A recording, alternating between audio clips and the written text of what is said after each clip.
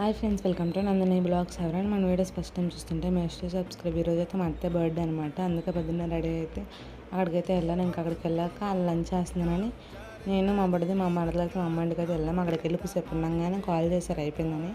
ఇంకా అక్కడికైతే మళ్ళీ స్టార్ట్ అయ్యి మా అత్తయ్య మా అమ్మ వాళ్ళ దగ్గర అనమాట. అందుకు నడుచుకుంటూ అయితే వెళ్ళిపోయాము.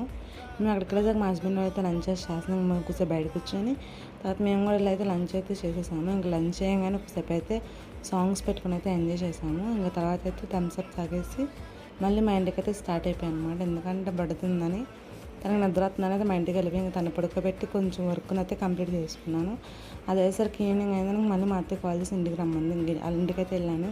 ఇంకా ఇంటికి వెళ్ళాను డ్యాన్స్